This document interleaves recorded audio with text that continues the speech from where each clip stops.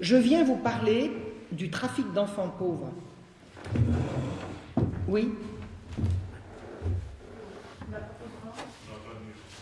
Comme ça? Ah, comme ça, voilà. C'est bon. On reprend. Je viens vous parler du trafic d'enfants pauvres, qui est un phénomène qui a un précédent historique que j'ai particulièrement bien étudié. Et c'est pour étudier ce problème que j'ai repris des études d'histoire à un âge plus que canonique, puisque canonique, je crois que c'est 40 ans, et que j'ai repris les études d'histoire à 51 ans. J'en ai à présent 72, ça fait donc bientôt, ça fait plus de 20 ans maintenant que je fais de l'histoire. Oui, vous m'entendez bien là? Un peu plus fort. Alors, s'il y a de l'écho, je n'y peux rien. Vas-y voir. Là, comme ça? Non, il y a toujours de l'écho. Bien en face, peut-être. Alors, je vais faire un gros bisou au micro. Je vais mettre un gros bisou avec du rouge à lèvres. Est-ce que là, ça va? Et là? Ah, là, c'est mieux. Il n'y a pas d'écho. Mais ça résonne moins, mais vous m'entendez du coup? Très bien. Bon, je vais essayer de parler plus fort.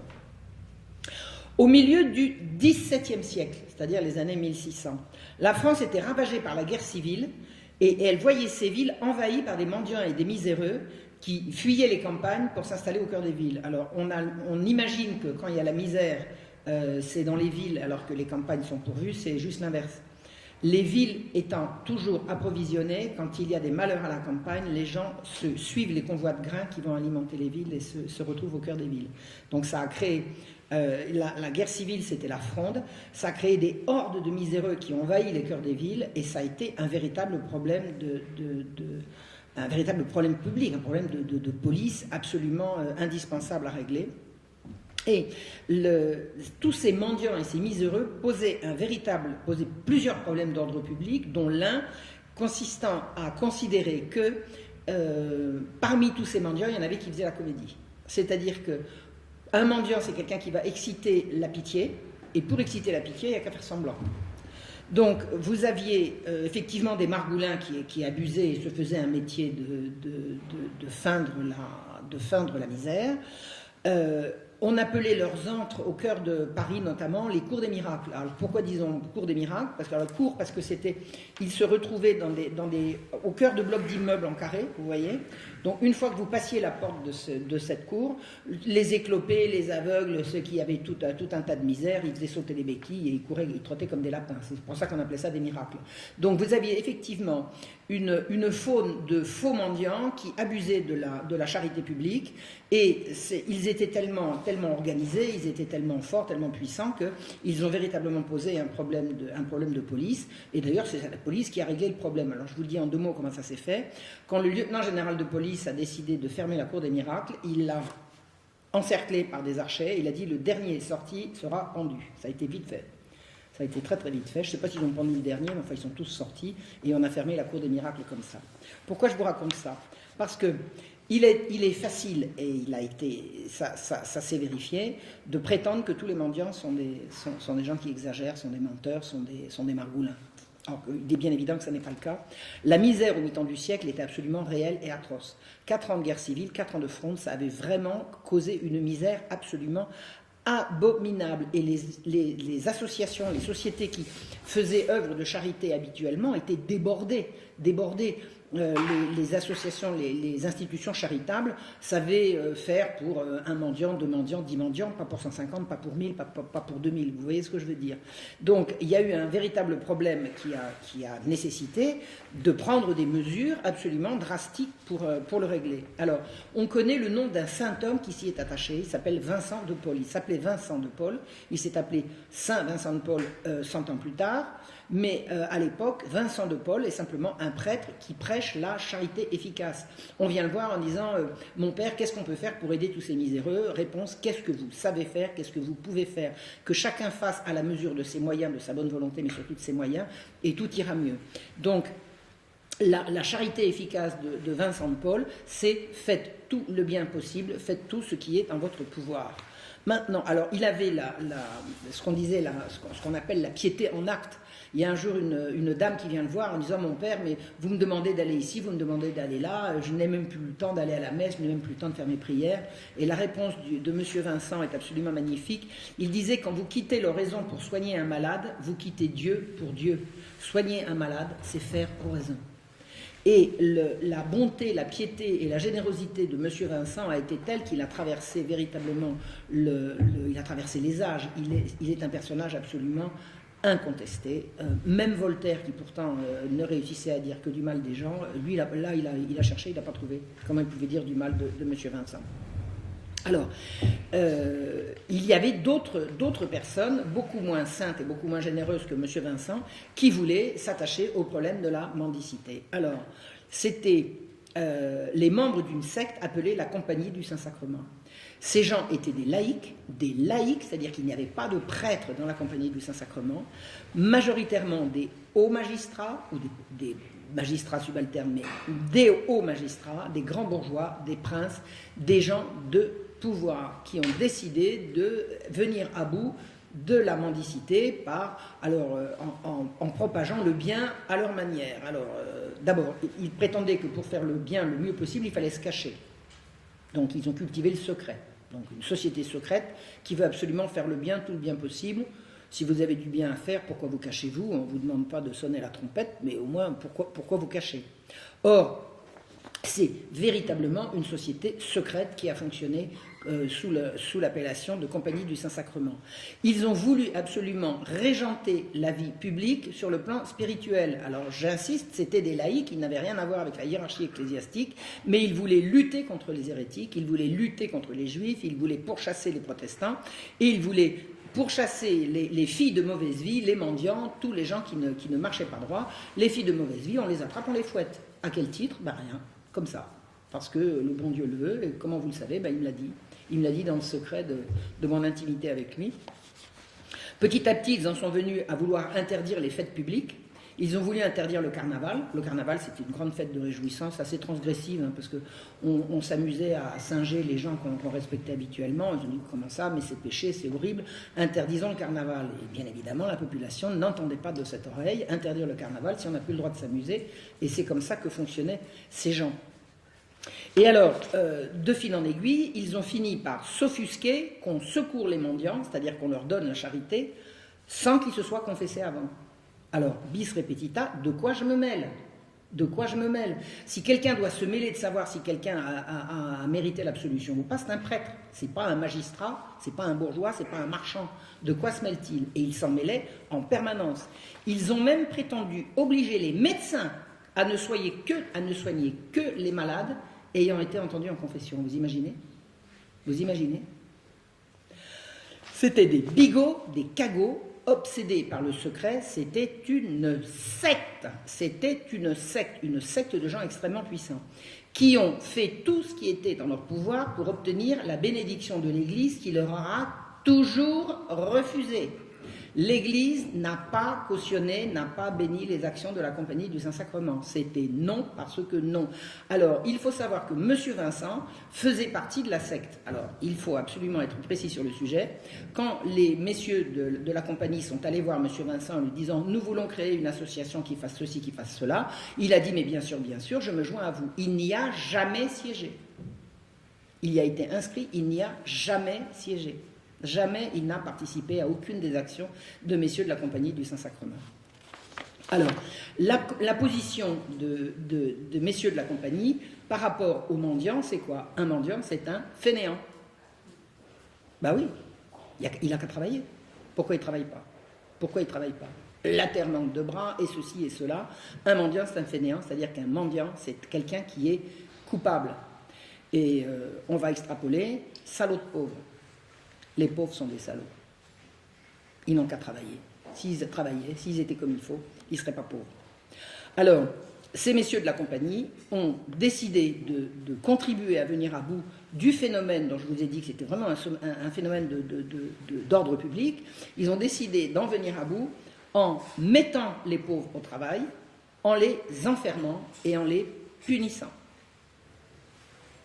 Le travail forcé, la prison et la maltraitance. La maltraitance. Vraiment, le système qu'ils ont mis au point consistait à maltraiter les pauvres. Alors, ils se sont penchés, alors c'était bien avant la Fronde, hein, parce que le problème de la mendicité, c'est un problème récurrent à travers les siècles. Ils se sont penchés pendant 9 ans, comme juristes, hein, sur la rédaction d'un projet qu'ils ont soumis au jeune Louis XIV en 1656. 1656, c'est la fin de la guerre civile, c'est la fin de la Fronde. Messieurs ont un projet tout prêt. Alors, messieurs, en général, quand je dis messieurs, c'est messieurs du Parlement. Il n'y avait pas que des juges. Le Parlement, c'est le tribunal. Hein. Le Parlement, c'est les juges. C'est pas du tout une assemblée comme on l'entend aujourd'hui. Le Parlement, c'était les juges. Donc, ils sont allés voir le roi en lui disant « Majesté, nous avons un projet qui va vous permettre de venir à bout du problème récurrent de la mendicité et des désordres publics, touchant cette forme de pauvreté et cette forme d'activité visible absolument partout. Nous avons élaboré un projet de création d'un hôpital général. Ils y avaient travaillé pendant 9 ans. 9 ans, je ne sais pas si vous imaginez, ils ont absolument examiné tous les cas de figure et ils ont porté ça à Louis XIV, pardon, qui, tout jeune, il avait 18 ans, il a signé. C'est ahurissant. Quand vous savez l'autorité qu'avait Louis XIV et quand vous savez ce qu'a été les statuts de l'hôpital général, on est étonné. On est étonné que le roi ait pu signer une chose pareille. Il y a plusieurs explications. D'abord, c'est que il arrivait au pouvoir, puisque la guerre civile venait juste de s'arrêter, il avait d'autres chats à fouetter que de s'occuper des pauvres. Et je vous assure que le travail ne manquait pas. D'autre part, il est évident qu'il ne les a pas vus venir. Il ne les a pas vus venir. Maintenant, je vais vous raconter ce qui s'est passé. L'institution qui va s'appeler l'hôpital général et qui va se charger des pauvres dans les villes est une institution qui fonctionne dans une totale opacité dans son fonctionnement. Il est impossible de savoir qui fait quoi si on n'y est pas, si on n'en fait pas partie. C'est absolument impossible. L'Église y est présente comme potiche. C'est-à-dire que l'archevêque de Paris est censé siéger au conseil d'administration, on ne l'invite jamais, il n'y vient pas. L'institution a des prêtres à qui on ne demande pas leur avis. Enfin, tout le fonctionnement de l'hôpital général se fait entre laïcs et donc, qui ont pour tutelle unique messieurs du Parlement. L'Église n'a aucune espèce d'influence dans le fonctionnement de l'hôpital général. C'est absolument, vous allez voir, quand le conflit va éclater, vous allez voir à quel point c'était grave. Et les juges, donc les juges du Parlement de Paris, ils sont absolument tout puissants.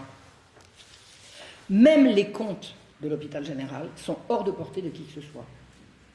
Personne ne sait combien l'hôpital gagne, combien il dépense, combien il a d'argent, combien il a de capital. C'est impossible à savoir. Les messieurs élisent eux-mêmes, enfin choisissent eux-mêmes un receveur qui ne leur rend des comptes qu'à eux-mêmes. Personne ne peut savoir ce qui se passe. Et c'est devenu une institution absolument énorme qui gérait rien que sur Paris des milliers et des milliers de gens. Alors, la Compagnie du Saint-Sacrement, je vous ai expliqué, c'était une espèce d'État dans l'État. C'est-à-dire qu'il prenait des décisions en secret et un roi absolu ne peut pas tolérer une société secrète sous son nez. Donc, sous la pression les judicieux conseils de son parrain Mazarin, Louis XIV a décidé de dissoudre la Compagnie du Saint-Sacrement. Or, la Compagnie du Saint-Sacrement tenait tous les postes à l'hôpital général, tous les postes à responsabilité, de directeur, de gérant, enfin tous les postes importants étaient tenus par les membres de la Compagnie du Saint-Sacrement. À partir du moment où la Compagnie est dissoute, qui va diriger l'hôpital? Eh bien, ça ne va pas être mieux, ça va être pire. Les magistrats dévots de la Compagnie ont été remplacés par des magistrats jansénistes. Alors, je ne sais pas si vous avez entendu parler de ce que c'est que le jansénisme. C'est une dérive catholique qui est une espèce de protestantisme de l'intérieur. C'est-à-dire que ce que dit le protestantisme, c'est « nous n'avons pas besoin du pape, parce que c'est entre Dieu et nous ». Je caricature, mais c'est pour vous permettre de comprendre de quoi il retourne. Les jansénistes, ils disent « nous avons besoin du pape, mais le pape se trompe ». On va lui expliquer. C'est-à-dire qu'en fait, c'est une opposition à l'intérieur de l'Église. Ils n'ont pas fait schisme, alors que les protestants ont été schismatiques. Les protestants ont dit « nous ne voulons plus du tout obéir à l'autorité du pape », alors que les jansénistes vont dire « nous voulons absolument obéir au pape, mais une fois qu'il aura compris que c'est lui qui se trompe et c'est nous qui avons raison ». Alors, les magistrats jansénistes qui remplacent la Compagnie du Saint-Sacrement à la tête de l'hôpital général, c'est les mêmes en pire. Ils sont cruels. inhumains, rétifs à toute autorité, qu'elle vienne du roi ou qu'elle vienne du pape. Ces gens sont absolument d'une cruauté indicible. Toute solution à tout problème qui a lieu dans l'hôpital général sera toujours au détriment des pauvres, au détriment des plus faibles, et avec la dernière cruauté possible. Je ne veux pas vous en faire le catalogue, c'est insoutenable. Ces gens ont cautionné pendant la Régence, alors la Régence c'est entre 1710 et 1723. Le roi meurt en 1710, entre 1710 et 1723, c'est son neveu, Philippe d'Orléans, qui va assurer la Régence. Les magistrats jansénistes du Parlement de Paris pendant la Régence vont cautionner des exhibitions sadomasochistes qui vont faire passer pour des miracles. C'est d'une lubricité, c'est absolument insensé. Vous aviez un cimetière qui s'appelle le cimetière de Saint-Médard. Saint-Médard, c'est une paroisse du sud de Paris. Dans le cimetière, vous aviez des gens qui venaient et qui disaient, qui se penchaient, qui se couchaient sur la tombe d'un dévot laïque qui était mort là, qui était enterré là, et qui était pris de convulsions, de soubresauts, et de convulsions en soubresauts, il se mettait à pousser des hurlements, on se mettait à lancer les jambes en l'air, on se dépoitraillait, on montrait ses fesses, enfin je ne sais pas si vous imaginez, le public du quartier venait regarder ça, c'était devenu une distraction, c'était rigoureusement indécent, ça n'avait rien à voir avec des miracles, ça l'Église était là pour le dire, et messieurs du Parlement ont cautionné ces spectacles qu'on appelait les convulsionnaires de Saint-Médard, qui ont tourné à des séances de sadomasochisme abominables. Des tortures, des gens percés, brûlés, baxés, absolument atroces, absolument atroces. Et les magistrats qui tenaient l'hôpital général cautionnaient ces exhibitions absolument abominables. Ils les cautionnaient, ils disaient oui, il y a des miracles, l'archevêque de Paris n'y connaît rien, c'est nous qui savons qu'il y a des miracles. Donc au début c'était du mauvais goût, puis après c'est passé vraiment à de l'abomination. Et une fois que l'autorité royale a réussi à interdire ces horreurs dans le cimetière, eh bien elles ont continué, et jusqu'à la Révolution, dans l'intimité des maisons. C'est-à-dire qu'en fait, ces gens participaient à des séances de torture dans des lieux fermés. Et ils y venaient, ils s'y déplaçaient. Vous imaginez, vous voyez déjà la mentalité. C'est comme de regarder un film gore aujourd'hui, c'est du satanisme. Alors, c'est pas forcément du satanisme directement, mais ça y ressemble. Quand on fait venir une femme, on la déshabille et on la torture, excusez-moi, mais ça s'appelle comment ? Ça s'appelle comment ? Et ces gens-là entendaient régenter tout le monde, et c'est eux qui avaient autorité sur les pauvres. C'est eux qui avaient autorité sur les pauvres enfermés. Alors, les magistrats jansénistes ont été une opposition déchaînée à toute décision qui les dérangeait. Et ils tenaient le Parlement de Paris. Le Parlement de Paris était non seulement le premier tribunal du royaume, où ils rendaient la justice au nom du roi, mais c'était également là qu'ils enregistraient les décisions royales. Je m'explique. La loi émanait du roi. Si le roi prend une décision, la décision sera exécutoire quand les magistrats l'auront enregistrée, c'est-à-dire inscrite dans leur registre. Et quand les magistrats voulaient embêter le roi, ils disaient « Nous ne pouvons pas enregistrer votre décision comme ça, Majesté. » C'est de la résistance, c'est de la rébellion. Et ils n'avaient absolument aucun droit ni titre pour opérer cette rébellion, ça ne les a pas empêchés de le faire. D'autre part, leur opposition à l'Église était claire, le pape avait condamné le jansénisme comme une hérésie. Dans un pays catholique, vous ne pouvez pas professer une hérésie impunément. Ou alors vous n'êtes plus dans un pays catholique, ou vous voyez ce que je veux dire. Donc les magistrats ont refusé d'enregistrer, pareil comme ils faisaient pour les décisions royales, ils ont refusé d'enregistrer la décision du pape, la bulle qui s'appelait Unigenitus, qui condamnait le jansénisme. Donc le jansénisme a continué de pouvoir être professé parce que messieurs du Parlement refusaient d'enregistrer la bulle. Ni le roi très catholique, ni le clergé de France ne pouvaient tolérer ça. Et ça a été une guerre déclenchée pendant tout le règne de Louis XV, entre une magistrature rebelle et l'autorité habituelle, l'autorité légitime, qui était celle du roi et celle de l'Église. Celle du roi sur les affaires civiles et celle de l'Église sur les affaires religieuses. Alors l'hôpital général était entièrement sous la coupe de ces magistrats jansénistes. Et l'hôpital général, rien que sur Paris, renfermait des milliers d'hommes, de femmes et d'enfants, tous séparés les uns des autres dès l'instant où ils entraient dans l'institution. On rafle une famille de mendiants, le père, la mère, les enfants, le père va aller ici, la mère va aller là et les enfants dans un troisième lieu. Et ils ne les reverront pas, parce qu'ils sont enfermés. C'est comme ça. Donc, soumis à la tutelle absolument sadique d'un encadrement noceur, hypocrite et à l'abri de toute poursuite. Alors, la caractéristique des jansénistes, c'est de dire le plaisir est suspect, il faut se mortifier, faites ce que je dis, mais faites pas ce que je fais, le plaisir est suspect, mais ils faisaient des javas à l'hôpital général. Je ne vous donne pas les détails, mais c'est facile à comprendre, c'était d'une hypocrisie insigne. Donc, ils prêchaient la rigueur morale pour les autres, et eux, ils faisaient la fête. Alors, en plus de ça, ils étaient à l'abri absolument de toute poursuite. Pourquoi? Parce qu'ils étaient juges. Alors, à qui allez-vous vous plaindre de juge? Aux juges? Essayez de voir. L'hôpital général, il y a un mot qui peut le définir. Alors, c'est un mot anachronique par rapport à l'époque, mais qu'on peut parfaitement utiliser aujourd'hui. Je ne sais pas pourquoi on ne pourrait pas. Ça s'appelle concentrationnaire. C'est un camp de concentration, c'est-à-dire c'est un lieu fermé, à ciel ouvert, d'où il est extrêmement difficile de s'extraire et où la loi qui s'applique, c'est celle du plus fort. Et le plus fort, c'est l'encadrement.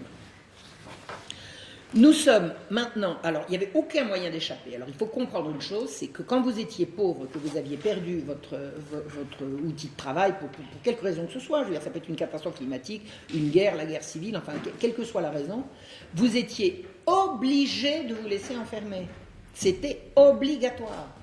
Et il était interdit de faire la charité. À partir du moment où l'hôpital général a été créé, l'idée selon laquelle chacun pouvait continuer de faire la charité, c'était aboli. Vous voulez être charitable, donnez à l'hôpital général qui, lui, s'occupera de donner aux pauvres. Donc, c'était un délit de donner de l'argent à un mendiant. Si des archives, vous voyez un miséreux, une miséreuse, vous lui donnez une piécette, si à la maréchaussée est là, vous êtes bon. Vous n'avez plus le droit d'aider les pauvres. Vous voulez les aider, donnez à l'hôpital général. Et croyez-moi, à l'hôpital général, votre argent sera très, très, très bien employé. Pas forcément pour les pauvres, comme vous avez compris. Donc, nous sommes au milieu du XVIIIe siècle, à présent, les années 1800, au milieu du règne de Louis XV. Alors, vous savez comment on reconnaît le règne de Louis XV? C'est très, très simple. Sur toutes les images que vous allez voir, ils ont un chapeau triangulaire. Le petit triangle sur la tête, c'est le règne de Louis XV. C'est comme ça qu'on les reconnaît. Louis XIV, c'est les grandes perruques, et Louis XV, c'est le petit chapeau triangulaire. Le petit chapeau à 3 pointes. Alors, les plaintes sur les exactions à l'hôpital général pleuvent en permanence sur le bureau du conseil. Il ne se passe pas une semaine sans que des plaintes arrivent sur détournement de fonds, violence, exactions. Enfin, il y a sans arrêt des plaintes. Des plaintes sur la maltraitance, des plaintes sur la cruauté, des plaintes sur les détournements de fonds. L'argent entre à flot à l'hôpital général et ils n'en ont jamais assez. Ils passent leur temps à crier misère, majesté, il nous faut des sous, il nous faut des sous. Qu'est-ce que vous avez fait des sous précédents? Ah, ben on a aidé les pauvres, hein, ça coûte. Comme personne ne pouvait aller regarder ce qui s'y passait, il était impossible de vérifier ce que c'était devenu. Les conditions de vie sont absolument effroyables, les conditions d'hygiène. Il paraît qu'il y avait des endroits qui puaient tellement que les gens qui habitaient là, c'est-à-dire l'encadrement, ils ont déménagé leur dortoir pour aller plus loin, plutôt que d'assainir. Hein. Ça pue, on ne va pas assainir, non, on va juste déménager ceux que ça dérange, ceux qui ont les narines ennuyées par l'odeur. Alors, les plaintes pleuvent sans arrêt, mais elles aboutissent tous sur le bureau des coupables. Vous voulez vous plaindre, vous allez vous plaindre à la justice, mais c'est la justice qui gère le truc. Comment faites-vous? Ça tourne en rond. Comment pouvez-vous demander au juge administrateur de l'hôpital général de juger les administrateurs de l'hôpital général? C'est impossible. Or, il va y avoir, à la fin des années 1740, un conflit insensé qui va éclater à Bicêtre. Alors, Bicêtre, c'est quoi? Bicêtre, c'est une banlieue du sud de Paris, qui s'appelle aujourd'hui le Kremlin-Bicêtre. C'est une banlieue du sud de Paris où se trouve l'hôpital général qui renferme, on dit renfermé, on ne dit pas enfermé, on dit renfermé, les hommes et les adolescents. Alors, il y a plusieurs milliers d'hommes et d'adolescents qui sont à Bicêtre, et vous avez un conflit qui éclate et dont on n'arrive pas à venir à bout entre des laïcs jansénistes qui viennent de Paris pour aider les pauvres et contribuer à faire fonctionner l'hôpital général, et les prêtres de la maison. Les prêtres de la maison, ils obéissent à leur hiérarchie, c'est-à-dire à leur archevêque. Et à un moment donné, le conflit devient tel qu'ils en viennent aux mains. Ils s'envoient des coups de pincette, c'est-à-dire ils en viennent aux mains. Les prêtres en soutane avec les dévots laïcs s'attrapent par le chignon, s'envoient des coups. Vous imaginez le scandale. Alors, quel est l'objet de la dispute? Ils se disputent l'éducation des enfants de chœur.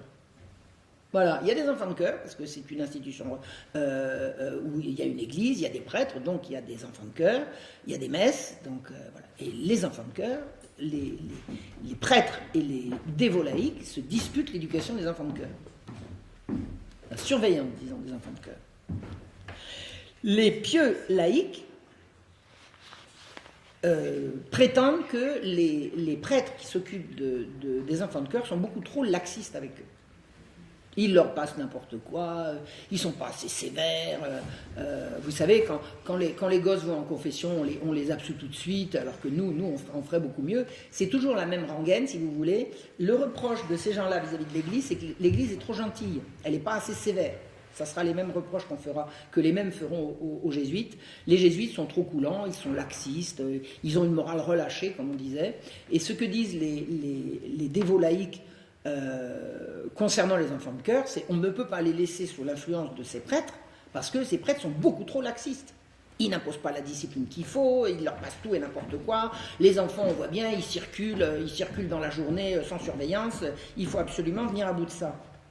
Donc, de l'instant où ils en sont venus à se mettre sur la figure, le scandale enfle et éclate, et le roi exaspéré, il dit maintenant j'en ai assez de ce qui se passe. Alors, ils sont allés voir, il y a une délégation qui est allée voir l'archevêque, mais l'archevêque il était en bout de course. Il était mourant, il n'avait plus l'énergie. Bon. On a dit, bon, l'archevêque va mourir, on va en prendre un autre. Le roi a dit, je sais qui je vais mettre à la place. Il a choisi de nommer, alors c'est le roi qui nomme, mais c'est quand même le pape qui sacre. Hein. C'est pas le partage des prérogatives entre le roi et la papauté pour nommer un archevêque. Donc le roi a choisi Monseigneur Christophe de Beaumont pour le mettre à la tête de l'hôpital, le mettre à l'archevêché de Paris, où il lui demande d'aller siéger à l'hôpital. Alors, ce que je vous ai expliqué, c'est que statutairement, oui, il faut que j'arrête. Je vais peut-être prendre ce micro-là pour vérifier si c'est plus fort pour le fond. Vous entendez mal au fond? Vous allez voir s'il marche. Là, c'est bon? Non, faut le brancher. Là, voilà. C'est mieux?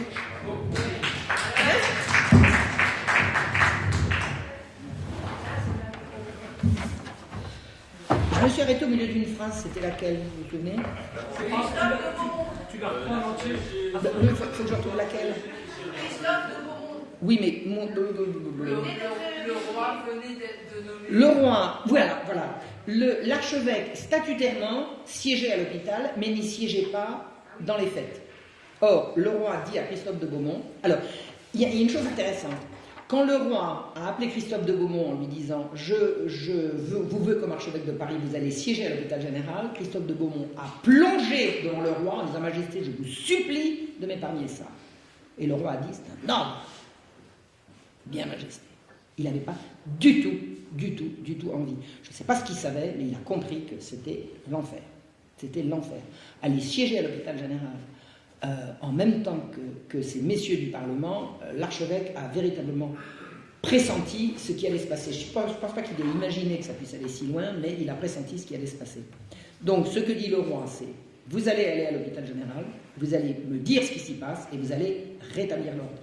Vous avez ma mission, il était missionné par le roi. » Alors, qu'est-ce qui se passe au moment où le Monseigneur de Beaumont arrive à l'hôpital général? Tout s'arrête. L'encadrement déménage, ils prennent leurs petites affaires et disent on s'en va. On ne veut pas être sous la coupe de ce type-là. Attendez, c'est votre archevêque? Non. Non. Alors on s'en va. Et puis la supérieure s'en va. La supérieure était supérieure de la Salpêtrière, et la supérieure de la Salpêtrière était également supérieure des deux autres établissements, de Bicêtre et de la Pitié. Alors la Pitié, alors je vous ai expliqué, le Bicêtre c'est les adolescents et les hommes, la Salpêtrière c'est les femmes depuis petite fille jusqu'à vieillard, et la Pitié, les jeunes enfants. Il y avait un truc spécial pour les petits garçons. Pourquoi? Je ne sais pas. Et la Pitié c'était à Paris, à l'emplacement actuel de la mosquée de Paris. La mosquée de Paris a été construite sur un terrain qui a été récupéré au moment quand on a démoli l'hôpital de la Pitié. Donc, la supérieure de l'hôpital général sur Paris, qui siégeait à la Salpêtrière, elle dit « Je ne veux pas siéger avec ce monsieur », et elle s'en va. Et elle s'en va avec toute sa clique, toutes ses officières. On les appelait les sœurs. C'était pas du tout des religieuses, mais on les appelait les sœurs. Donc il y a eu beaucoup de confusion dans pas mal de choses qui ont été écrites sur l'hôpital général. Des gens disaient que les religieuses ceci, les religieuses cela. Il n'y avait aucune religieuse à l'hôpital général. Celles qu'on appelle les sœurs étaient des officières. Incidemment, si vous parlez l'anglais ou l'allemand, vous savez que dans ces deux langues, une infirmière est appelée une sœur. Hein, on dit Schwester ou Sister. Donc, à l'époque, ce n'étaient pas des infirmières, c'était des officières, on les appelait les sœurs. Donc, l'officière, la supérieure, déménage mais elle s'en va, alors elle emporte la caisse, hein, faites plus confiance, et elle s'en va avec ses copines en disant on ne veut plus siéger sous l'autorité de Monseigneur de Beaumont. Monseigneur de Beaumont dit on va élire une nouvelle supérieure. L'archevêque a réussi, par un coup d'autorité assez bien ficelé, à faire élire à la tête de l'hôpital général une amie à lui, une veuve, tout à fait comme il faut. Enfin, une dame qui avait tout à fait à la fois l'autorité et la moralité. Enfin, c'était une amie à lui, elle s'appelait Madame de Moisan. Et le jour de l'élection de Madame de Moisan, tout se met en grève. Tout se met en grève. L'hôpital général s'arrête et le Parlement décide de ne plus s'occuper de l'hôpital général. C'est-à-dire que tout part à volo. Le Parlement lui-même, le roi va essayer de rétablir l'ordre, le Parlement va se mettre en grève. C'est-à-dire qu'il n'y aura plus de justice. Les juges vont refuser de juger, les procureurs et les conseillers de statuer. Enfin, c'est complètement fou. Le Parlement, la justice s'est arrêtée parce que le roi a imposé un archevêque qui a imposé une nouvelle supérieure. Non, mais attendez, c'est pas un peu bizarre ça? Il s'agit d'une institution charitable là. Mais qu'est-ce qui s'y passe pour déclencher une bronca pareille? Tous les habituels donateurs de l'hôpital, vous avez des gens qui régulièrement donnaient de l'argent à l'hôpital, ils ont dit nous faisons la grève des donations aussi longtemps que cet archevêque siège. Mais il avait fait quoi l'archevêque? Il venait d'arriver. Il n'avait pas encore ni fait ses preuves, ni rien du tout. C'était un homme d'une charité absolument insondable. C'était un des grands prélats du siècle. Il y a trois évêques, dont un archevêque, trois évêques dont j'ai étudié le curriculum et qui m'ont ébaubi d'admiration. C'est Monseigneur de la Motte qui a lutté contre la peste à Marseille en 1720, Monseigneur de Beaumont qui a tenu vraiment tête lors de cette bronca, et Monseigneur de la Motte dans le nord de la France, et qui a été indûment incriminé par des salopards qui n'y connaissent rien dans l'affaire du chevalier de la Barre. Le chevalier de la Barre, on a dit que le chevalier de la Barre avait été condamné parce que Monseigneur de la Motte avait réclamé les derniers supplices, alors que Monseigneur de la Motte est la personne qui, jusqu'à la dernière extrémité, a essayé de le sauver. Voilà. Donc, parmi ces trois prélats, Monseigneur Christophe de Beaumont est vraiment une personnalité tout à fait d'exception, un homme d'une grande sainteté, d'un grand caractère. Et on comprend qu'il est plongé au pied du roi en lui disant « Majesté, surtout ne faites pas ça ». Alors, le conflit va durer des années. Pendant près de 10 ans, le roi ne va pas réussir à obtenir de savoir ce qui se passe à l'hôpital général et de faire fonctionner l'hôpital comme il devrait fonctionner. Je ne vous en donne pas le détail parce que là, il y a de quoi tenir 2 heures sur une seule conférence. Sachez qu'au bout de 10 ans, le roi, qui avait réussi à rétablir l'ordre, a renoncé à tout et a rendu toutes leurs prérogatives à messieurs du Parlement. Et il a exilé l'archevêque au sud de la France. L'archevêque, pendant le conflit, a été par 2 fois mis en état d'arrestation par les juges. Les juges ont envoyé un mandat d'amener pour aller se saisir de l'archevêque. C'est le roi qui lui a sauvé, il l'a mise en le mettant à l'abri. Et à la fin du conflit, quand l'hôpital général est revenu sous la tutelle exclusive de messieurs du Parlement, alors Madame de Moisan est restée en place parce qu'elle ne dérangeait pas, le roi a envoyé Monseigneur de Beaumont à l'autre bout de la France à titre punitif, parce que Monseigneur de Beaumont avait résisté aux prétentions des magistrats. Alors, un aspect des prétentions des magistrats concernant l'hôpital général, les magistrats prétendaient que les affaires religieuses à l'intérieur de l'hôpital les regardaient eux. Et pour Monseigneur de Beaumont, comme pour tous les catholiques de l'époque, les affaires de l'Église regardent l'Église, les affaires de religion regardent les prêtres, et les juges laïcs n'ont rien à y voir. Ça n'est pas à eux de dire qui doit se confesser, qui doit... Ce n'est pas eux. Donc c'est une ingérence perpétuelle pendant tout le conflit. Il y a une ingérence perpétuelle des juges laïcs dans les affaires de religion. Donc le roi a fini par dire à Monseigneur de Beaumont, vous ne pouvez pas être un petit peu souple. Et Monseigneur de Beaumont lui a dit, non, Majesté, avec ma conscience, je n'ai absolument que de la rigueur. Il est impossible pour moi. Donc il l'a envoyé à l'autre bout de la France. Eh bien, pendant que Monseigneur de Beaumont siégeait au bout de la France, qu'est-ce qui pouvait bien se passer à l'hôpital général? Il n'y avait plus personne pour regarder. Et puis personne pour regarder, mais il se passait quoi? Il se passait quoi exactement? Il se passait quoi? Qu'est-ce qui se passait qui justifie un tel mouvement qui interdise dans les faits d'y aller voir? Ben moi je suis allé voir. Je suis allé voir. Le scandale de l'hôpital avait commencé à Bicêtre, entre, vous vous souvenez, les pieux laïcs et les prêtres à propos des enfants de cœur. Eh bien figurez-vous, alors j'ai essoré toutes les archives, j'ai rien trouvé, mais un jour je reçois un coup de fil de la bibliothèque d'Auxerre. Marion, venez voir, on est en train de préparer l'année restive de la Bretonne, qui est un citoyen d'Auxerre.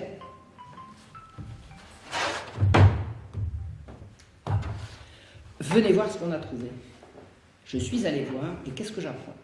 Que Nicolas Restif de la Bretonne, quand il était petit, qu'il avait 11 ans, il était enfant de cœur à Bicêtre. Donc il a tout vécu de l'intérieur. Il y était, avant, pendant et après. Et qu'est-ce qu'on apprend? Que le petit groupe de laïcs, protégé par messieurs du Parlement, était pédéraste. Ah, et là, il vous donne des détails. Il vous donne des détails. Restif de la Bretonne affirme que même les officières se faisaient rendre des services sexuels par les gamins. Actif et passif. Et lui, Restif, Nicolas Restif, raconte enfin, il ne donne pas les détails, parce que les gens sont beaucoup plus pudiques à cette époque-là qu'on ne l'est aujourd'hui, mais on comprend. Il couchait avec la supérieure, et tous les enfants de cœur se faisaient sodomiser par les pieux laïcs. Eh bien, les prêtres, ils n'étaient pas d'accord. Eh oui, ils n'étaient pas d'accord. C'est comme ça que... Alors évidemment, ça ne s'est pas vu tout de suite, hein, il a fallu comprendre. Donc, que faisaient ces pieux laïcs? Pourquoi est-ce qu'ils parlaient de confession? Pourquoi est-ce qu'ils parlaient de confession? Pourquoi ils se mêlent de confession? Mais vous pensez bien que les enfants, s'ils vont se confesser aux prêtres de la maison, ils vont bien raconter ce qu'ils ont fait. Donc l'idée, ça consistait à dire, les prêtres sont beaucoup trop laxistes dans leur pénitence, il faut absolument trouver d'autres prêtres pour les entendre en confession. Ben, on a bouclé la boucle. Hein. Il y avait un trafic pédocriminel à Bicêtre. C'est clair et net, c'est comme ça que ça s'appelle. Et c'est ça le début du drame. L'archevêque a envoyé quelqu'un il dit maintenant vous allez à la Bicêtre, vous allez prendre tous les enfants de cœur et vous allez vous les entendre en confession. Donc il est arrivé. Les gosses, alors ils étaient tous encadrés par leur dévot laïque, hein. Il n'a jamais réussi à se trouver 5 minutes avec les enfants sans leur encadrement. Il leur a dit, je veux au confessionnal, je vous attends. Mais il a attendu. Tous les gosses sont partis. On les a fait sortir. Et on ne les a jamais entendus en confession. Alors ce que raconte l'inénarrable Voltaire de cet épisode, il dit que c'était le fanatisme anti-janséniste de l'archevêque qui avait créé ces problèmes, parce que vous comprenez, l'archevêque, il pouvait pas supporter que l'encadrement n'ait pas renoncé à leur jansénisme. Alors, Voltaire, il estimait que le jansénisme, c'était de la carabistouille, mais il estimait qu'un peu de tolérance aurait dû permettre à l'archevêque de le laisser couler. Oui, il ne dit pas ce qu'il y avait derrière. Alors, soit parce qu'il ne le savait pas, soit parce que de toute façon, il n'a pas cherché. Incidemment, quand j'ai préparé mon diplôme à la fac, j'ai donné tous ces détails et on m'a fait retirer pour avoir mon diplôme tout ce qui touchait au jansénisme et qui en disait du mal. Et puis c'était ça ou pas de diplôme. Hein. À bon entendeur, salut. On ne touche pas aux jansénistes. Et s'il y a pédocriminalité, on ne va surtout pas le leur imputer. Alors en fait, qu'est-ce qui a déclenché la bronca des juges? C'était la révélation ou non d'affaires de mœurs touchant des enfants de 11 ans. Eh bien, le secret est bien gardé, parce que Nicolas Restif de la Bretonne, c'est un auteur qui a été extrêmement lu, et personne n'y a rien vu. Alors il a fallu se débattre. Attendez, je suis la seule à savoir lire? Il y a encore des gens qui couvrent, hein, même en histoire. Donc tout le monde s'entend pour le cacher. Alors je vous dis à la fac, c'est clair et net, hein, vous virez ça. J'ai gardé un mot manuscrit de ma prof qui me dit « Les jansénistes étaient persécutés à l'hôpital, point d'exclamation ». Je lui prouve le contraire, mais elle, à bon entendeur. Or, il se trouve que ça, c'est rien par rapport au reste. Vous voulez que je vous raconte la suite? Ben oui, je suis venu pour ça. Je vais vous expliquer ce que j'ai trouvé à l'hôpital. Alors, à Paris, il y avait 4 établissements à Paris.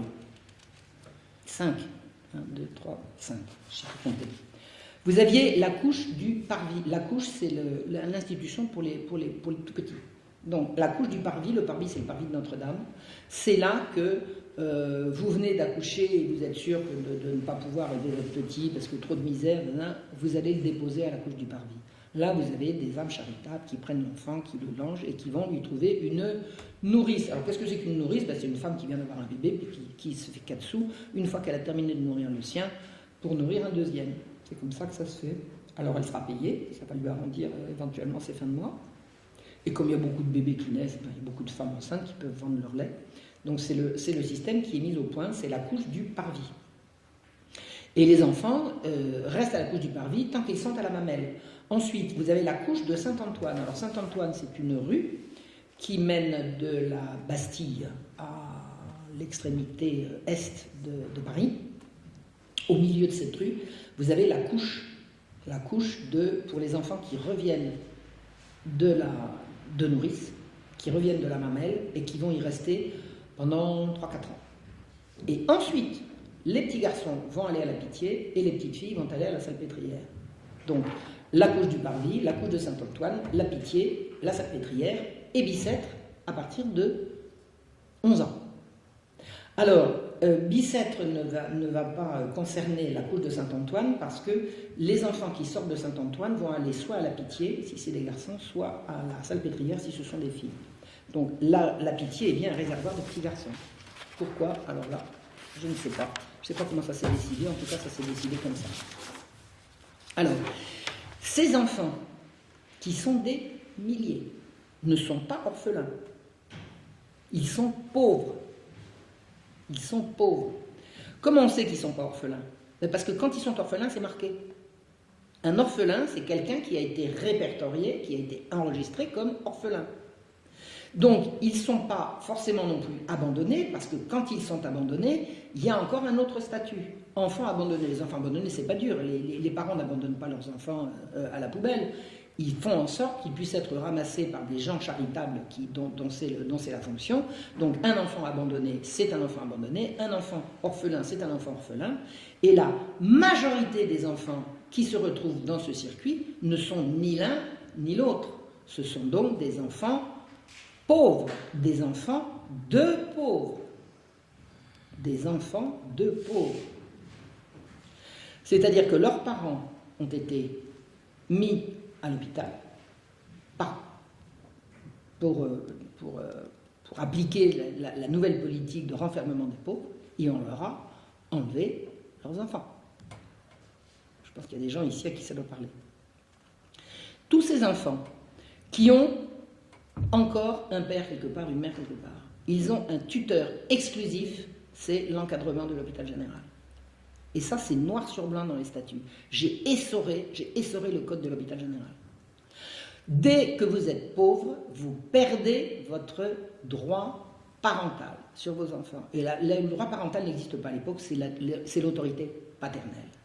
Un père cesse d'être un père dès qu'il est tombé dans le gouffre de malheur et d'abomination qu'est l'hôpital général. Donc, tous ces enfants qui rentrent dans l'institution ont pour tuteur exclusif messieurs du Parlement. C'est-à-dire que la pauvreté prive les parents de leur autorité et de leurs enfants. Des mères qui ont pu confier leur enfant provisoirement à l'institution se verront refuser de le reprendre quand la situation sera améliorée. Parce qu'évidemment, ça ne se dit pas comme ça. Regardez la charité qu'on fait, on permet de sauver des enfants qui sont abandonnés. Mais une mère qui abandonne son enfant, elle ne l'abandonne pas forcément parce que c'est une femme de mauvaise vie. Et j'ai lu, parce que c'est disponible aux archives et que vraiment j'ai tellement travaillé des semaines et des semaines aux archives, enfin je peux vous raconter que, bref. je sais de quoi je parle, les femmes ne soupçonnent pas quand elles posent leur enfant pour être confié à l'hôpital général, elles ne soupçonnent pas ce qui va se passer. Il y en a beaucoup qui disent « je le reprendrai quand ça ira mieux, je vous le confie, prenez-en bien soin, il s'appelle Pierre, Paul, Jean ou Jacques ou Marie-Claude ou Annette ou ce que vous voulez, il est ou elle est baptisé, c'est la misère qui me pousse à l'abandonner, je le reprendrai dès que ça ira mieux. Et jamais ils peuvent les reprendre, jamais. On ne leur laisse pas. » Il y en a une, un jour, elle est allée retrouver sa fille, elle a essayé de récupérer sa fille, elle s'est battue, paraît-il, pendant des mois pour essayer de la récupérer, elle n'a jamais réussi. On lui a présenté la note. Attendez. Mais c'est l'argent de qui? C'est l'argent de la charité? C'est de l'argent public? Elle a dit, mais vous savez, votre enfant, ça... Attendez, c'est fou, quoi. De toute façon, elle ne l'a pas récupéré. Elle ne l'a pas récupéré. Alors, ce qui frappe quand on regarde alors vous avez des registres d'entrée et de sortie de la salpêtrière et c'est là-dessus que j'ai travaillé. C'est un peu pénible, je trouve. C'est sur ces registres que j'ai travaillé. Et on constate, la première chose qu'on peut constater, c'est que la mortalité de ces enfants est effroyable. C'est effroyable. Comment peuvent-ils mourir dans de telles conditions alors que l'institution est là pour les faire vivre, pour en prendre soin? Mais surtout, il y a une chose qui m'est apparue, dont je n'avais jamais entendu avant, c'est que des tas d'enfants qui sont rentrés à l'hôpital en sortent sans destination. Attendez, toutes les institutions qui s'occupaient précédemment d'enfants en souffrance ont été absorbées par l'hôpital. Donc on ne peut pas dire qu'on va sortir les enfants de l'hôpital pour les mettre ailleurs, il n'y a plus d'ailleurs. Il n'y a plus aucun ailleurs. Donc un enfant qui rentre à l'hôpital est censé y grandir ou y mourir, mais pas en sortir. Or ils sortent sans arrêt. Alors si, il y a ceux qui sortent qui vont à l'Hôtel-Dieu, parce que l'Hôtel-Dieu c'est l'hôpital au sens contemporain du terme. L'Hôtel-Dieu c'est là que vous allez quand vous êtes malade. Mais ils vont à l'Hôtel-Dieu puis ils reviennent. Partis à l'Hôtel-Dieu le 3, revenus de l'Hôtel-Dieu le 15 ou le 7, enfin, tout est consigné dans le registre, tout est consigné. Et tous ces enfants qui sortent et qui ne reviennent pas, ils sont allés où? Mais ils sont allés, il n'y a plus d'ailleurs. Il y en a qui s'en vont et qui reviennent. Mais ils étaient où? Puis ils repartent. Puis ils reviennent. Mais à quel titre? Ça, c'est pas marqué. Tout est consigné, mais pas ça. J'ai vu un truc qui m'a fait dresser les cheveux sur la tête. Un petit garçon de 6 ans était venu d'Auxerre. Alors, j'ai étudié Auxerre, parce que c'est à côté de chez moi. Et il est sorti 4 jours après son arrivée, seul. Alors, on l'amène d'Auxerre, hein, il a pris une péniche, il est rentré, on l'inscrit, il rentre, et 4 jours après, il sort. Pour où? On ne sait pas. On ne sait pas. Et vous savez quelle est la caractéristique de ce petit garçon? Il est muet, imbécile et paralytique. Il est censé aller où? Alors, muet et imbécile, j'ai ma traduction. Ce pauvre gosse devait simplement être sourd. Et un gosse sourd dont on ne s'est jamais occupé, il peut passer pour imbécile, tout simplement. En tout cas, il était handicapé, et handicapé moteur. Il ne tenait pas debout. On peut savoir où il est allé, qu'est-ce qu'ils en ont fait. Mais vous pouvez imaginer le pire. Je ne vois pas ce qu'à part le pire, on peut imaginer dans un cas pareil.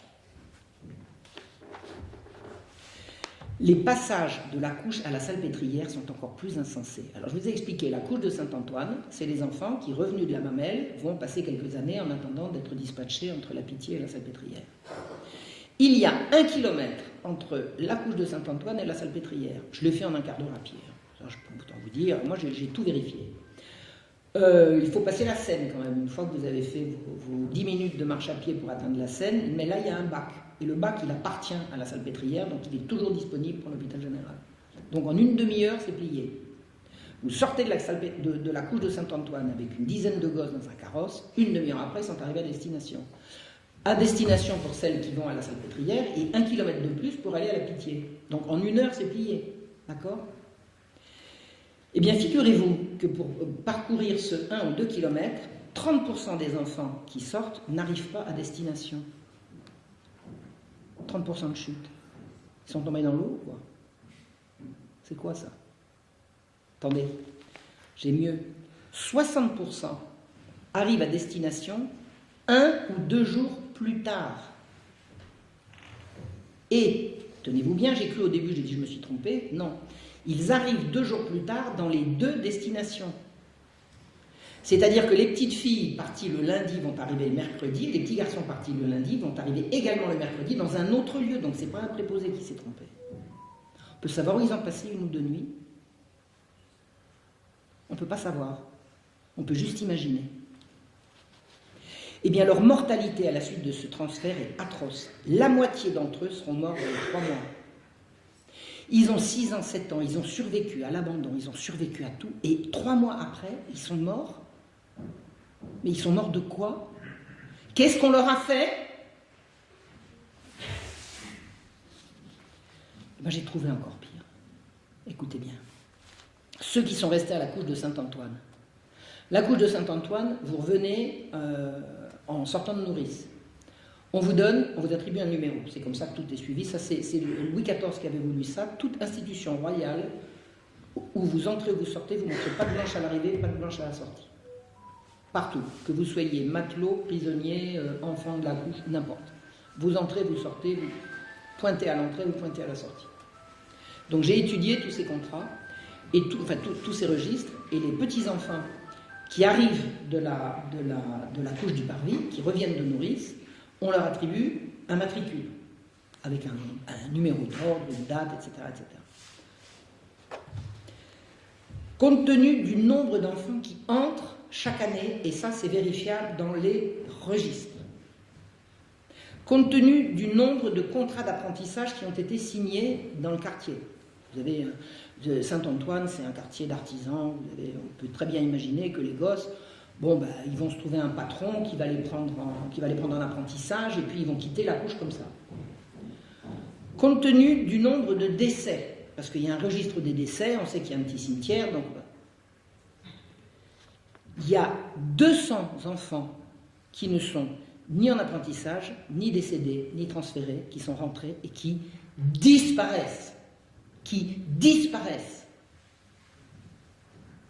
200 par an.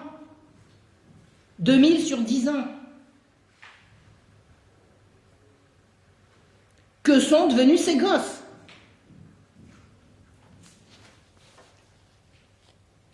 Autre chose, encore un mystère qui n'a attiré l'attention de personne, je vais croire que je suis un zombie, mais pourquoi je vois ces choses-là et que les autres ne les voient pas? Je vous assure, les archives, elles sont disponibles à tous les chercheurs. Hein. Il y a du monde aux archives de l'assistance publique, il n'y avait pas que moi. Hein. Il y a des enfants qui sont envoyés de province à Paris. Alors là c'est complètement illogique. Parce que Paris envoie des enfants en province, on a compris, on va les mettre dans une ferme, il y aura toujours à manger, on est d'accord. Hein? Ben non, c'est dans l'autre sens. Auxerre a des registres d'où on voit des enfants sortir et envoyer à la Salpêtrière. Ah bon? Et j'ai regardé dans le registre de la Salpêtrière, effectivement, ils arrivent bien. Donc, ils sortent d'Auxerre, on les met sur un bateau, ils longent Lyon, ils arrivent jusqu'à la Seine, de la Seine, ils arrivent à Paris, pas besoin de passer par la ville, hein, le port d'arrivée de toutes ces péniches, c'est avant les contrôles parisiens. Donc, ils entrent à la Salpêtrière. 80% de ces enfants seront morts dans les 2 mois. On peut savoir de quoi. Et puis c'est récurrent, c'est pas une fois. J'ai travaillé sur 10 ans. C'est effroyable. Effroyable.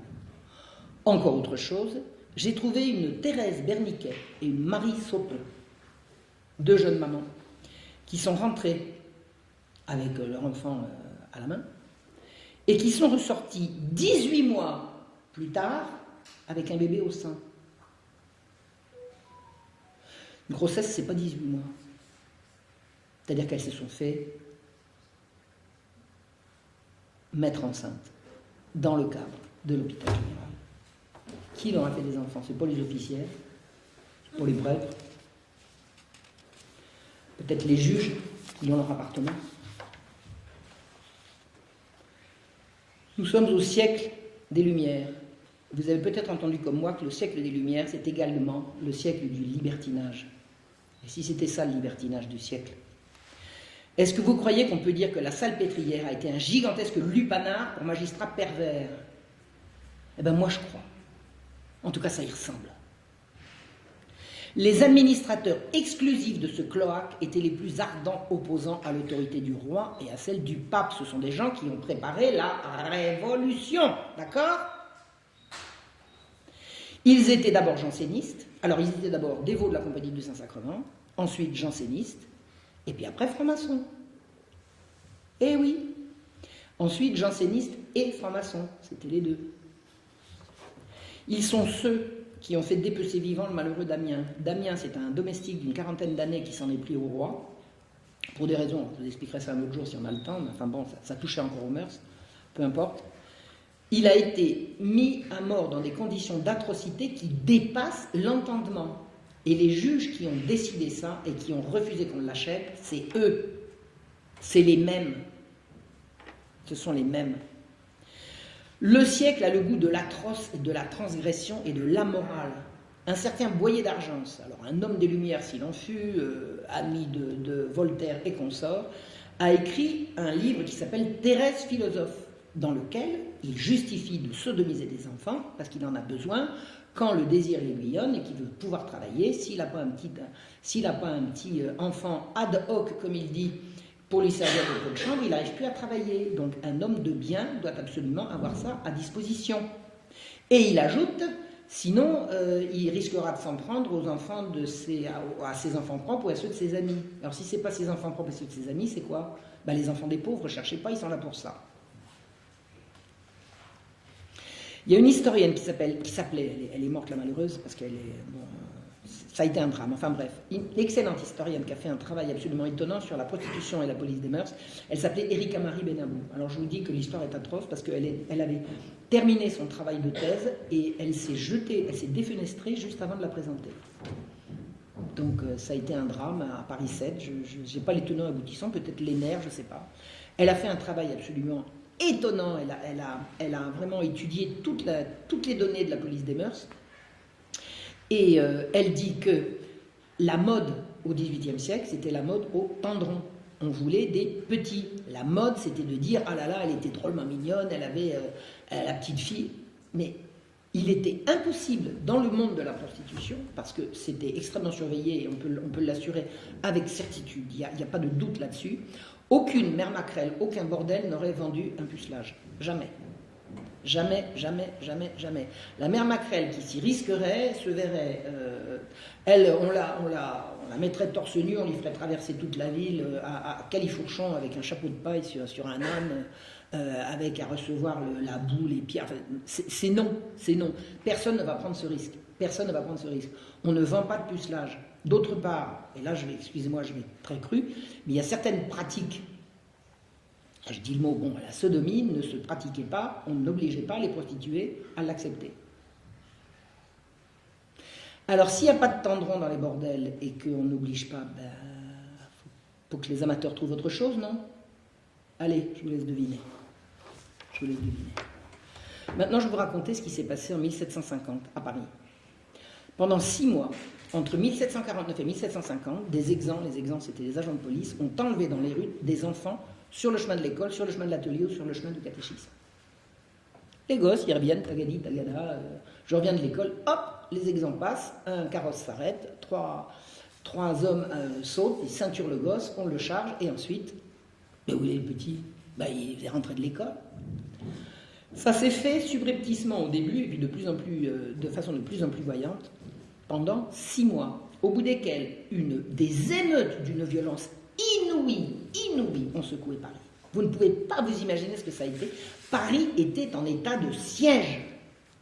C'est cette révolte que j'ai appelée la Marche Rouge. Alors ça, c'est un mot de moi. Pourquoi? Parce que le soulèvement des parents en Belgique à propos de l'affaire Dutroux a été appelé la Marche Blanche. Le soulèvement des parents parisiens en 1750, c'était une marche rouge, sanglante. Ils ont tué des enleveurs d'enfants. Ils en ont fait de la charpie. Ils ont même accroché des cadavres, mais accroché un cadavre, cloué sur la porte du lieutenant général de police qui était responsable. Ça a été un soulèvement inimaginable, inimaginable. J'en donne le détail dans mon livre La Marche rouge. Un procès s'en est suivi. Et qui a jugé? Ben, messieurs du Parlement. Hein, on est bien d'accord, ce sont les juges. Ben, vous savez ce qu'ils ont trouvé, les messieurs du Parlement? Ils ont fait pendre 3 émeutiers qui avaient défendu leur petit frère ou leur fils. Et ils ont condamné les enleveurs à quelques livres d'amende. 1 livre, c'est 1 franc. Le hurlement de révolte qui a saisi la population, qui a entendu le verdict à la sortie du palais de justice, vous ne pouvez pas vous imaginer ce que ça a été. Comment? Et les juges avaient fait un délit pendant le procès de prétendre que les enleveurs d'enfants avaient reçu des ordres. Prétendre qu'ils avaient reçu des ordres était un délit. Vous savez ce qu'ils ont fait, les enleveurs d'enfants? Ils ont mis la main à la poche, ils ont dit: tenez, c'est ça l'ordre, lisez bien, je l'ai reçu, je l'ai gardé. Ils avaient tous des ordres écrits, et c'était un délit de le dire. Cette révolte des parents, que j'appelle la Marche rouge, a été le plus violent soulèvement entre la Fronde et la Révolution. Et ça, c'était véritablement un soulèvement populaire. C'était un soulèvement populaire. C'était des artisans, c'était des femmes d'artisans, les femmes se sont beaucoup manifestées, mais pas uniquement. Ça a été également un soulèvement de domestiques. Les domestiques se sont distingués dans... Ça a été incroyable, incroyable. Le pouvoir a vacillé. Et le roi a dit: mais qu'est-ce qu'il raconte? Qu'est-ce qu'il raconte? Il raconte qu'on me livre des enfants. Mais c'est n'importe quoi. Enfin, le roi était outré. Il y a des gens qui disaient, le roi disait: on me traite de sardanapale, qu'est-ce que c'est que cette histoire? Moi, j'ai rien fait, alors là, je veux bien le croire. Là, pour le coup, je vais bien croire que tous ces ordres d'enlever les enfants, c'était pas passé par l'autorité du roi. C'était en dessous. C'était en dessous. Mais en tout cas, les ordres ont bel et bien été donnés et appliqués. Donc, la révolte a fait que ça s'est arrêté. Alors, ça s'est arrêté à Paris. Ça s'est continué plus loin en banlieue. Moi, je me suis demandé, qu'est-ce que c'est que ces enlèvements sur ordre? À quoi ça rime? À quoi ça rime? Pourquoi faire? Ils ont des enfants à l'hôpital. On voit bien qu'ils s'en servent. C'est quoi ça? Pourquoi? Alors, je suis allé voir aux archives, je suis allé voir dans les registres, j'ai dit: est-ce qu'il y avait, avec l'arrivée de l'archevêque est arrivé en 1749, avec l'arrivée de l'archevêque, est-ce qu'ils ont arrêté de faire sortir des enfants? Ben non, le même nombre d'enfants sortaient. Donc ces arrestations d'enfants au milieu de la rue, qui a duré 6 mois, est indépendant des enfants qu'on sortait de l'hôpital général. Donc, pourquoi s'est-on mis à enlever des enfants comme ça? Pourquoi faire? Alors, il est possible, simple hypothèse, que l'administration de l'hôpital général a pu craindre que les enlèvements ne s'arrêteraient avec l'arrivée de l'archevêque. Donc, ils ont pris les devants. Mais ce n'est pas une bonne hypothèse. Figurez-vous que ces enlèvements sont à mettre en parallèle avec une campagne qui tend à vouloir supprimer l'esclavage des nègres. Vous savez, c'est la période l'esclavage des nègres, la traite triangulaire. On va supprimer l'esclavage des nègres qu'on va remplacer par des enfants des hôpitaux. Ah ben c'est pas bête ça. Hein? Au lieu d'aller chercher des nègres en Afrique, on les paye quand même. D'abord, il faut armer des bateaux, il faut les payer, il faut les transporter. Il n'y a qu'à se servir des enfants des hôpitaux, ils sont là. Et alors? Hein? Pas bête. Le souci, c'est que... Alors, ce gars s'appelait Pierron Chamousset. Il est présenté par la Bibliothèque nationale, la BNF, comme un philanthrope. C'est pas génial? Et vous savez ce qu'il voulait faire avec les nègres qu'on aurait remplacés par les enfants? Il voulait qu'on les revende. Quoi, il les aurait libérés? On va revendre les nègres et on va les remplacer par les enfants des hôpitaux. Pas bête, hein? C'est un grand philanthrope. Alors Voltaire lui tresse des couronnes, évidemment. D'ailleurs, à mon avis, la BNF a copié sur Voltaire. Le souci, c'est que Chamousset a publié en 1756, alors que ça, ces enlèvements d'enfants, c'est 1750. Quoique, c'est pas parce qu'il a publié en 1756 que le projet n'était pas... On est en plein siècle des Lumières. Les Lumières, c'est à ce moment-là. 1749, 50, 51, 52, tout ça, c'est les Lumières. Ça bat son plein. Hein. Ce sont les philosophes qui disent on va tout renverser, on va renverser les anciennes valeurs, ça va être le siècle de la raison. Ce sont ces gens qui veulent supprimer l'esclavage des nègres, et qui vont les remplacer par les enfants des hôpitaux. Donc il est vraiment possible que ces enfants aient été enlevés pour ça, même si le texte de Pierre Chamousset est arrivé après. Alors, autre information que j'ai trouvée dans mes lectures, en mai 1750, au plus fort des émeutes, l'avocat Barbier, c'est un mémorialiste qui a écrit depuis la Régence jusqu'à milieu des années 1760. Toute la Régence et le siècle de Louis XV, jour après jour, sous la plume de Barbier, c'est passionnant. C'est un type très intelligent, très sympa, comme il faut. Vraiment, c'est absolument passionnant à lire.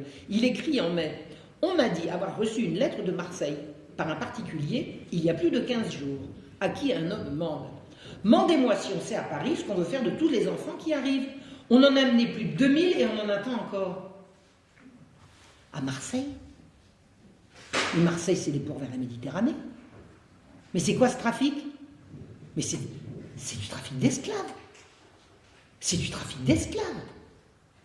Alors on a arrêté de les prendre à Paris, mais on n'a pas arrêté de les prendre en province. Et là, on a au moins une destination qui est sûre. Marseille, Toulon, pour les trafiquants d'esclaves de Méditerranée. Et là, c'est bien des Français de chez nous. Hein. C'est pas des... Vous voyez ce que je veux dire? Alors, qui trafique des enfants en direction des ports de Méditerranée? Enfin, allez-vous me dire, heureusement, la révolution va arriver, tout ça va s'arranger. Écoutez, alors vous allez me croire, parce que vous allez me croire. Moi, quand je faisais ces travaux-là, je n'avais pas encore ouvert les yeux sur la réalité de tout ça. J'étais en train, hein, mais j'étais persuadé, je me disais, vivement la révolution, que ça s'arrête. Alors, je vais vous raconter. En 1790, ça fait un an que c'est commencé, hein, le très franc-maçon, duc de la Rochefoucauld-Liancourt, Liancourt pour les intimes, hein, duc de la Rochefoucauld, c'est... On va faire plus court, on va dire Monsieur Liancourt, rend un rapport au comité de mendicité que l'Assemblée nationale a institué pour régler le problème de la mendicité. Ça fait 300 ans qu'on veut régler le problème de la mendicité et qu'on sort des nouveaux trucs. Donc la Révolution va faire comme les autres, ils vont faire un comité de mendicité pour régler le problème de la mendicité. Et Monsieur Liancourt va plancher. Alors, c'est qui ce Monsieur Liancourt? Il n'est pas que franc-maçon, il est ami de Diderot, de d'Alembert, de Condorcet, de toute la clique des Lumières. Il va dénoncer dans son rapport toutes les horreurs de l'hôpital que je vous ai décrites. Des milliers de malheureux vivent dans la crasse, la misère, l'oisiveté, la maladie, la cruauté, la brutalité d'un encadrement qui fait la noce sous leurs yeux et qui pille les ressources. Tout le constat fait par le duc de la Rochefoucauld, par Monsieur Liancourt, est absolument conforme à ce qu'on en sait par ailleurs. Hein. Donc c'est un tableau saisissant de réalisme. Sauf qu'il n'a rien vu que les enfants disparaissaient. Et ça, je vous dis, c'est quelqu'un qui veut lire un registre, il peut faire comme moi. Vous savez, c'est pas difficile. Vous prenez un registre, vous faites des fiches sur un tableur, vous voyez bien que les gens, il y en a qui sortent, vous voyez bien qu'il y en a qui ont une destination, d'autres qui n'en ont pas. Il suffit de faire le boulot. Bon, apparemment, je suis la seule à l'avoir fait. J'espère n'être que la première et que d'autres vont suivre et qui vont redécouvrir encore un tas de choses. Toujours est-il que M. Liancourt n'est pas allé regarder que des enfants disparaissaient. Donc apparemment, au moment où il écrivait, personne ne s'était encore jamais penché sur le problème. Mais alors, ce qui est intéressant dans le rapport de M. Liancourt, c'est qu'il faut qu'il trouve des responsabilités. Hein. Si tout ça marche si mal, c'est la faute à qui? Vous et moi, on a compris que c'est la faute des administrateurs. Ben lui, il a vu autre chose. Pas du tout. Pas du tout. Les administrateurs sont blancs comme neige. Ils sont dévoués, désintéressés, charitables, exemplaires. Il n'y a rien à leur reprocher. Donc tout va mal. Et les exclusifs administrateurs de l'institution n'ont rien à y voir. Alors, il faut comprendre quoi? Il faut comprendre quoi? Eh bien, c'est ceux d'en dessous qui leur ont menti. C'est-à-dire que les administrateurs, ils ne sont pas dans l'hôpital, sauf quand ils viennent faire la javane. Ils viennent faire la javane, ils ne vont pas regarder ce qui se passe. Donc, ils donnent des ordres et ils reçoivent des informations de personnel subalterne. Eh bien, c'est la faute aux lampistes. C'est à ça que ça sert, un lampiste. Donc, il vous explique que tout va mal, que messieurs sont blancs comme neige, mais que c'est la faute aux lampistes. Mais attendez, ça ne suffit pas. Il y a une autre responsabilité qu'il faut absolument prendre en compte. C'est la faute de l'Église. Ben oui, voyons. Du moment qu'il y a des affaires de mœurs sordides et des abus, etc., c'est forcément qu'il y a des curés dans l'histoire. Vous savez, parce que je vous ai expliqué que ce n'est pas du tout le cas. Quand on a vu comment fonctionnait l'hôpital général, les prêtres de l'institution étaient là uniquement pour dire la messe, les sacrements, on ne les laissait même pas confesser les gens. Il n'avait aucune espèce d'autorité. Alors comment il fait Liancourt pour expliquer ça? Eh bien, il raconte, il fait un historique de toute la lutte contre la pauvreté et la mendicité, de tous les siècles qui l'ont précédé. Et il raconte tout sauf la création de l'hôpital général de 1656. C'est-à-dire que dans les anciennes institutions, jusqu'en 1656, c'était l'Église qui s'occupait des pauvres. Et il ne mentionne pas la décision qui a supprimé le droit, cette possibilité à l'Église.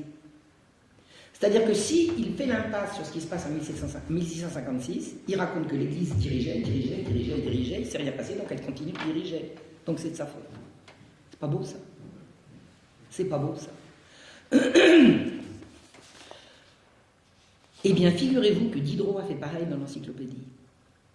Diderot, dans toutes les entrées de l'encyclopédie, alors maintenant, au début, quand j'ai commencé à travailler, l'encyclopédie, il fallait que j'aille la chercher en bibliothèque. Alors c'est un machin qui est gros comme ça, j'ai entendu pour tourner les pages, on ne fait pas comme un... Bon, c'est extrêmement compliqué. Donc, tourner les pages de l'encyclopédie, pour savoir ce qui se passait à l'hôpital général, il faut chercher dans l'encyclopédie mendicité, enfance abandonnée, pauvreté, population, vous voyez, des entrées comme ça. Maintenant, il y a Internet, alors bing, vous appuyez sur un bouton, puis tout dégringole. Et j'ai cherché, j'ai essoré toute l'encyclopédie pour voir ce que Diderot pouvait raconter de l'hôpital général.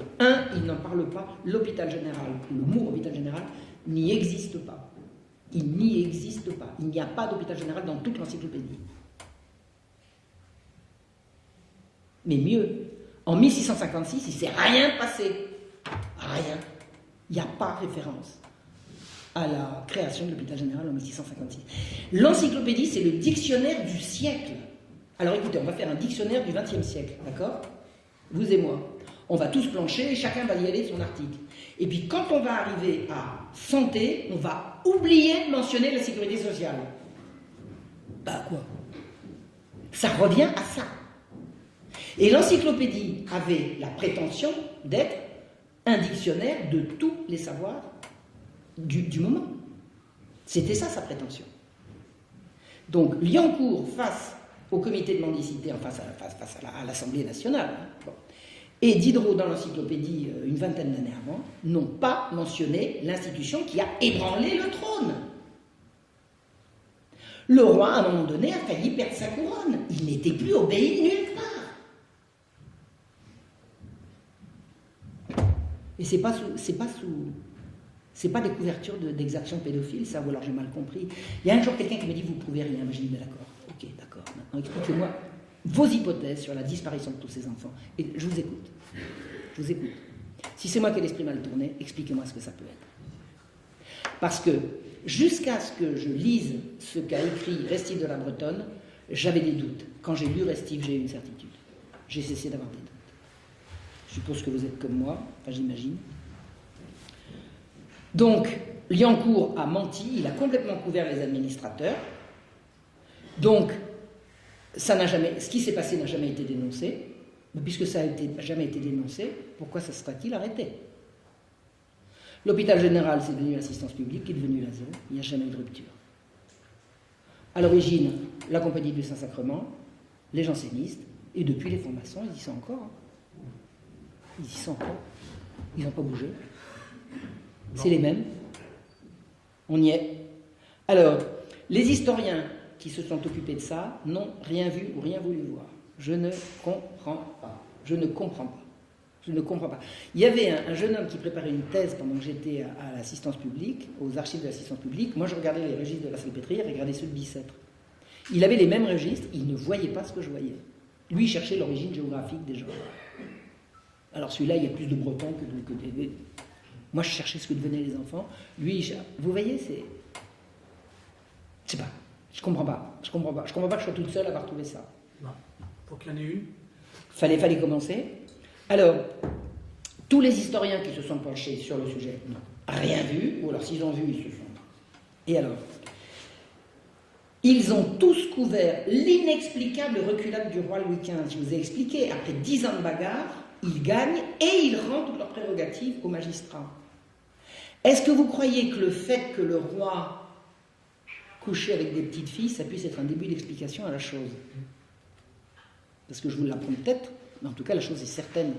C'est que son odieuse maîtresse, Madame de Pompadour, il l'avait infectée, elle ne pouvait plus officier, comme on dit. Et comme elle ne voulait pas qu'une rivale vienne prendre sa place, avec son coquin de frère, elle a arrangé de mettre des petites filles dans le lit du roi. Alors, petites filles, à l'époque, on disait petites filles jusqu'à 15 ans. Mais à l'époque, contrairement à ce qu'on croit, les filles étaient pubères à 15 ans révolus. Avant, les filles, elles avaient leurs règles à 9 ans. Non, à 15 ou à 16. C'est-à-dire qu'à 14 ans, on était encore une petite fille. Et c'était comme ça qu'on disait. Et la Pompadour, pour pouvoir garder son ascendant sur le roi, a organisé, avec l'aide de son coquin de frère, de mettre des filles hors d'âge dans son lit. Donc le roi était sujet à un chantage à la révélation de ce qui le liait dans le crime à messieurs du Parlement. Ma phrase de conclusion. Rien n'a fondamentalement changé depuis la création de l'hôpital général en 1656 et aujourd'hui. Des notables tyrannisent les pauvres en leur enlevant leurs enfants au nom de leur morale. Et il est impossible d'aller voir ce qui se passe derrière. Je crois que vous m'avez entendu. Je vous remercie. Merci Marion.